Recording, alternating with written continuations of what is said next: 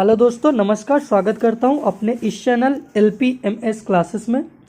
तो दोस्तों, आज हम करेंगे भारतीय दंड संहिता का। ये लेक्चर 13वां लेक्चर है। आज हम इसे करेंगे। आज हम पढ़ने वाले हैं धारा 14 से लेकर आगे पढ़ेंगे। अध्याय 2 का ये सेक्शन है। इससे पहले धारा 14 से पहले करा दिया गया है हमारे द्वारा जो 12 वीडियो अपलोड कर दी गई है। आप जाके हमारे इस चैनल के प्लेलिस्ट में जाकर देख सकते हैं। इंडियन पिनल कोड के नाम से बनाया हुआ है प्लेलिस्ट, वहाँ पे आपको 12 लेक्चर मिल जाएंगे। तो इस लेक्चर में हम धारा 14 से स्टार्ट करेंगे, सेक्शन 14 से। ठीक है दोस्तों, तो आइए शुरू करते हैं। धारा 14, सरकार के सेवक, जो सरकारी नौकर वाले जो व्यक्ति हैं उनको क्या सरकार के सेवक कहते हैं। इसके बारे में बताया गया है कहाँ दोस्तों?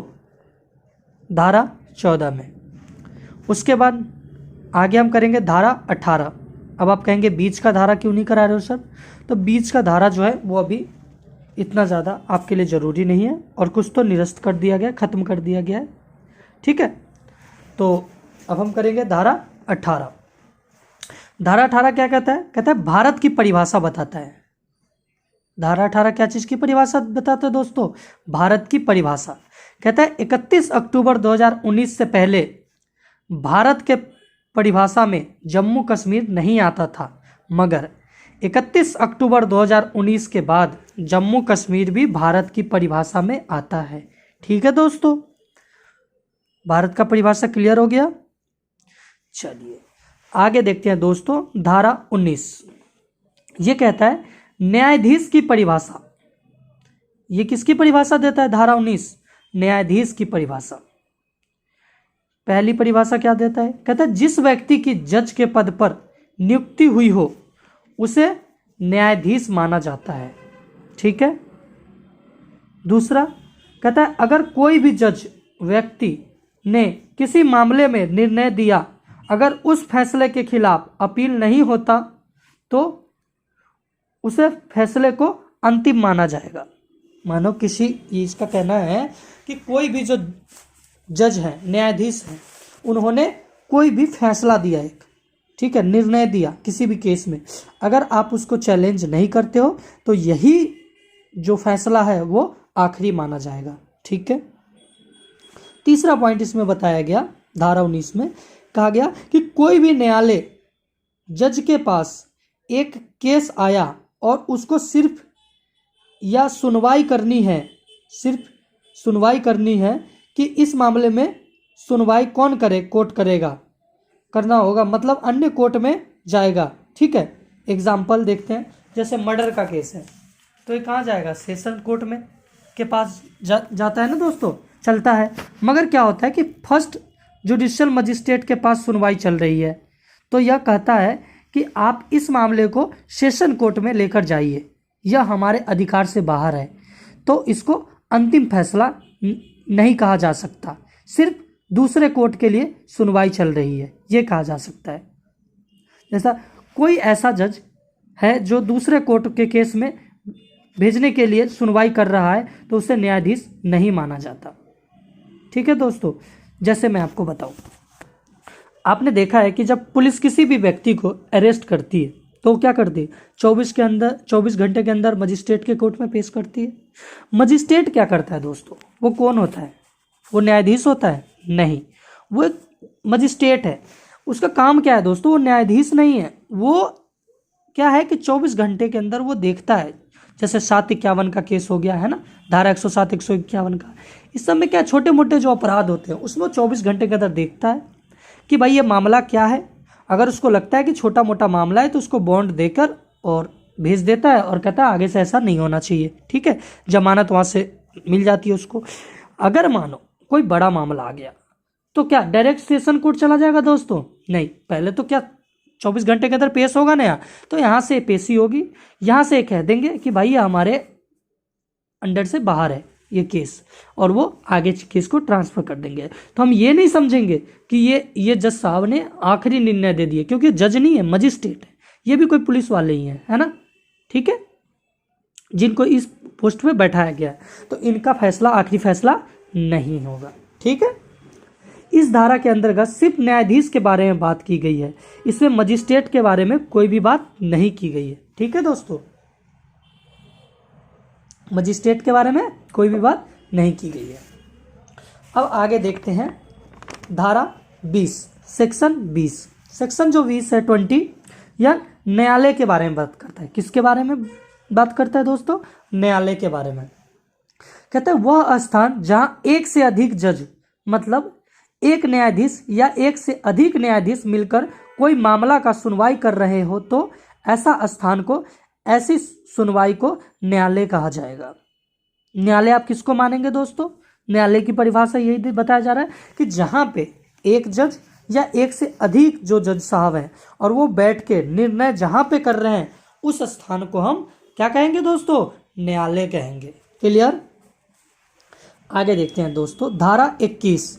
ये कहता है लोक सेवक निम्नलिखित में से किसी एक श्रेणी में से, ठीक है, ये बात की गई है किससे?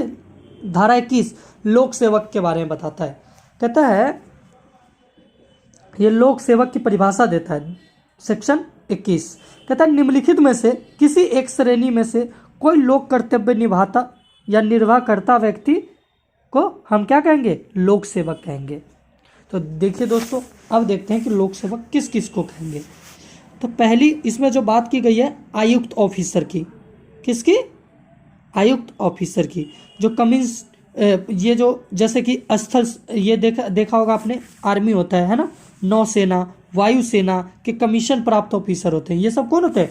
कमीशन प्राप्त ऑफिसर होते हैं। ठीक है, ये आयुक्त ऑफिसर होते हैं दोस्तों। ठीक है दोस्तों, ये वायुसेना, नौसेना, स्थल सेना, ठीक है, तो इनको हम क्या कहेंगे? इनको हम कहेंगे लोक सेवक। दूसरा लोक सेवक हम किसको कहेंगे दोस्तों? तो न्यायाधीश को। जो न्यायिक कार्यों में लिप्त कोई जज हो, ठीक है, या अन्य व्यक्ति भी हो सकता है जो न्याय का काम कर रहा हो, तो उन्हें भी हम क्या कहेंगे दोस्तों? न्यायाधीश। और ये भी किसके अंदर आएंगे? लोक सेवक के अंदर। तीसरा बात किया गया इसमें, न्यायालय का हर ऑफिसर जो निम्नलिखित कर्तव्य करता हो। देखो, न्यायालय के ऐसे काम जो ये ऑफिसर करते होंगे वो सब भी लोक सेवक कहलाएंगे। जैसे पहला क्या होता है? समापन। जो रिसीवर होता है, कमिश्नर होता है ना, कमिश्नर, उनको जैसे कि अब कमिश्नर को नहीं समझिए। कहता है कि किसी नीलामी की संपत्ति के लिए कोर्ट ने अपने ऑफिसर को नियुक्त कर दिया कि इस संपत्ति का पूरा हिसाब लगाओ और इसकी संपत्ति को रिसीव करो। ठीक है, और वह समापन रिसीव कमिश्नर की भूमिका निभाता है। क्लियर? वो उस सारे मामला को देखता है अपने तरीके से। अरे कोर्ट थोड़ी ना देखेगा सब चीज़ कि यहाँ पे नीलामी हुआ नहीं हुआ, उसके लिए एक आदमी को नियुक्त कर दिया जाता है, तो उसको भी हम क्या कहेंगे? लोक सेवक कहेंगे। ठीक है, इसी के अंदर न्यायालय के ऑफिसर के अंदर आता है विधिक तथा तथ्य किसी मामले में अन्वेषण रिपोर्ट। मतलब ये क्या कहता है? विधि की किसी मामले में अन्वेषण रिपोर्ट करता हो। जैसे अभी मानो, अभी आपने देखा कि किसान आंदोलन के लिए कोर्ट ने एक कमेटी बना दी।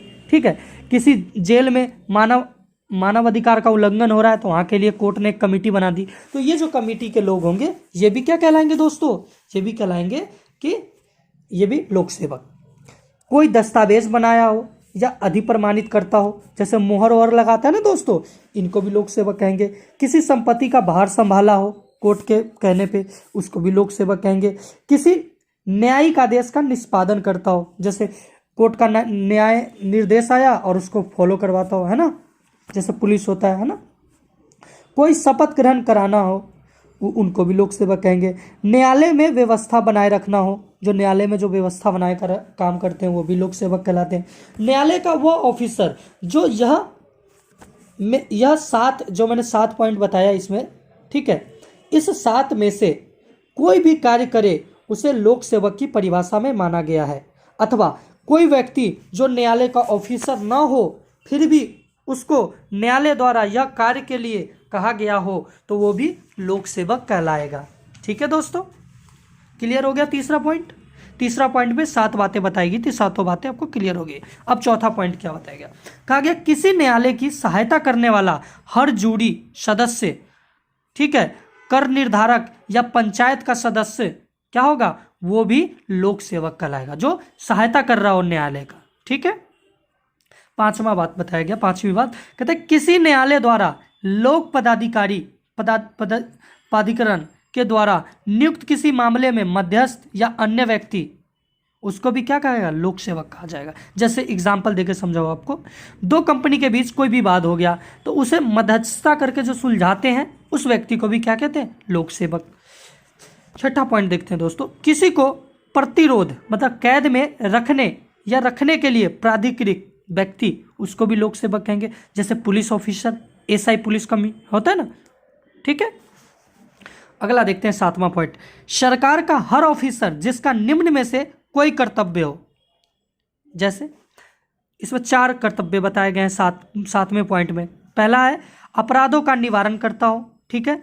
दूसरा अपराधों की इंतिला करता हो, बताता हो, या अपराधों को न्याय के लिए उपस्थित करे, ठीक है। या लोक सेवक के स्वास्थ्य, समाज, समुदाय की, ठीक है, सुविधा की सुरक्षा करे। तो ये चारों जो करेगा उसको भी हम लोक सेवक मानेंगे, ठीक है। अगला 8वां पॉइंट देखते हैं। 8वां पॉइंट कहता है दोस्तों, हर ऑफिसर जो सरकार की ओर से किसी संपत्ति को ग्रहण करे, टू टेक करे, ठीक है, प्राप्त करे, रिसीव करे, उसे भी हम कहेंगे, ठीक है। जैसे धर्म की संपत्ति हो गई, मंदिर है ना, इस संपत्ति को ग्रहण करता है, प्राप्त करता है, रखे हैं, व्यय करता है, ठीक है। तो इन्हें भी हम क्या कहेंगे, लोक सेवक कहेंगे, ठीक है।